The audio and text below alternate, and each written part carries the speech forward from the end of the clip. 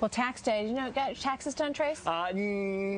Almost, Mr. Taxman. Almost. He'll be there, I promise. Almost. All right, well, it is almost upon us tomorrow, but so is something else, folks. Have you heard about all this? I know you have if you've been watching here. Tea Party Day is going to happen tomorrow.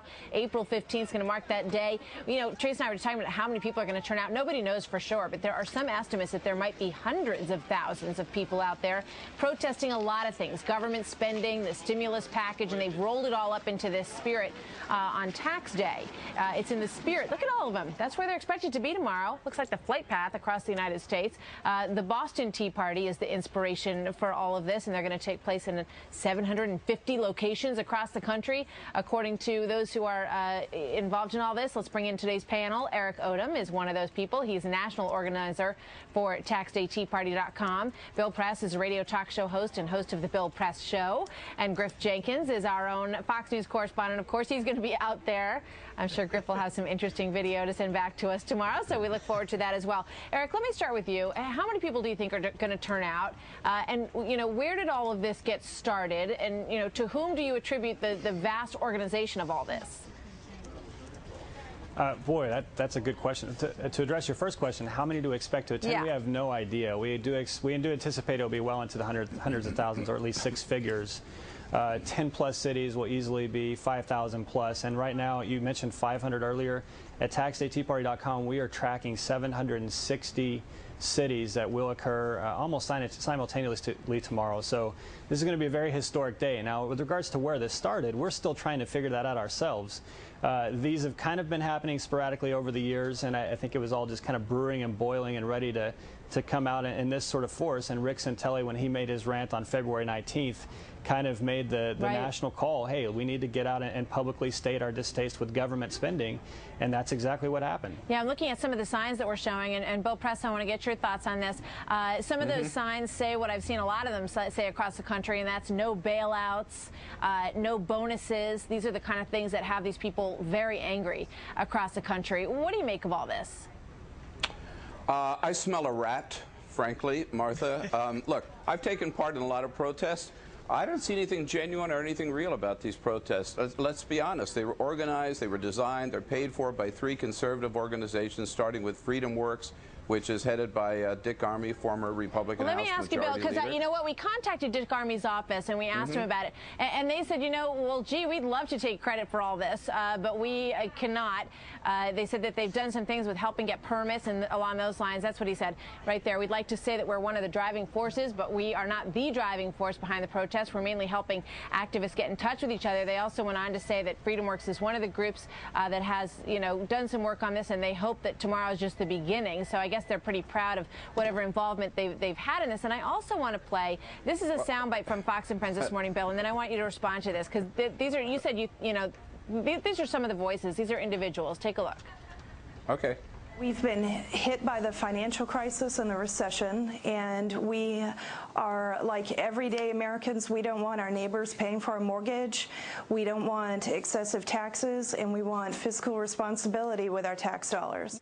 So these folks, they said earlier in that soundbite that they lost their home, they both lost their jobs, and that was part of their inspiration for getting involved. They said, we don't want our neighbor to pay for our house and bail us out. So what do you think about those two things, Bill?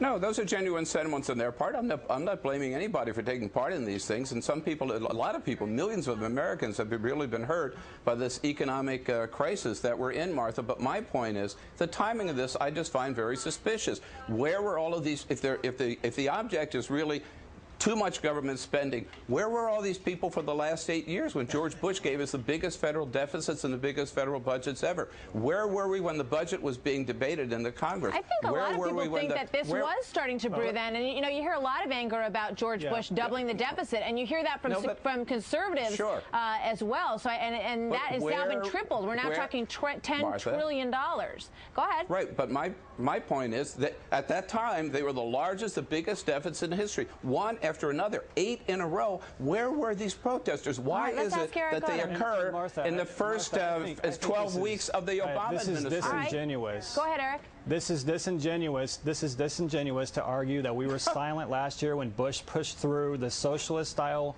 bailouts of the auto industry. We've been outraged all along. It has nothing to do with the current administration and the last administration. It has everything to do with government that is completely out of control Can I of ask spending. you a quick question? And by the way, let me just add one point.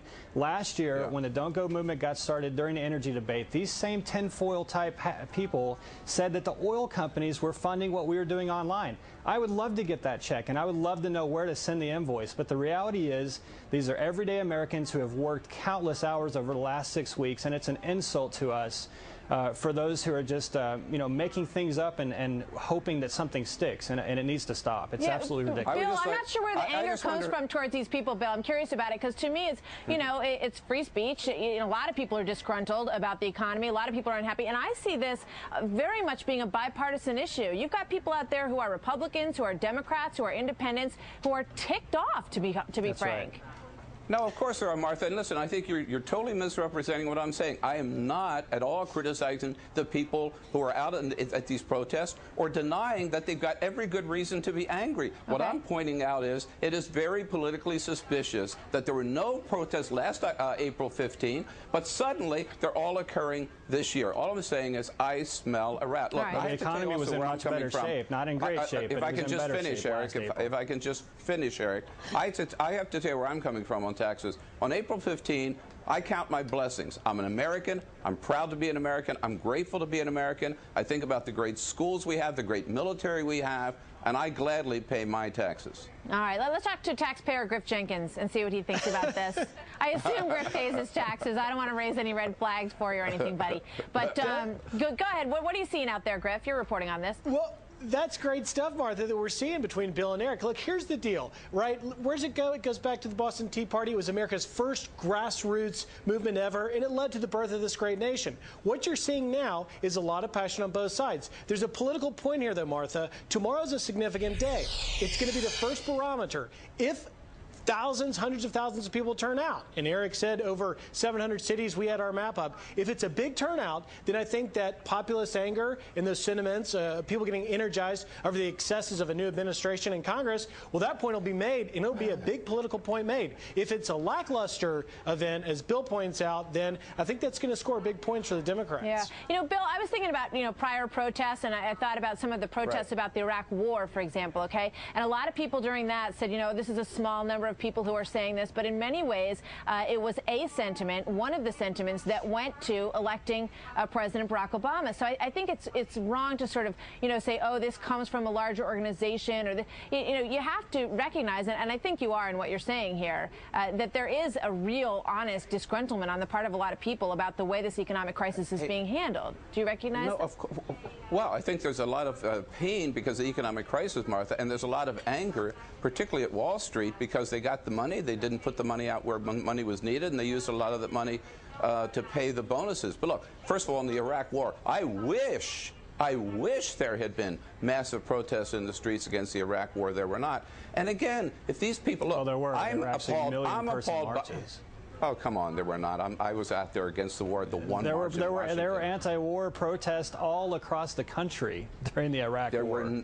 Absolutely. I would have to weigh in there. I was out there. Griff, last thought from you, gentlemen. I appreciate your debating, all of this, and I'm glad you're with us. Griff, one last thought before we let this go, and we'll join it again tomorrow, for no doubt. Well, one last thought is here in D.C., what I'm covering in Lafayette Park, tomorrow morning, 1 million tea bags will be delivered by like 9 a.m. to be on display. It's being done by a grassroots group, Reagan.org.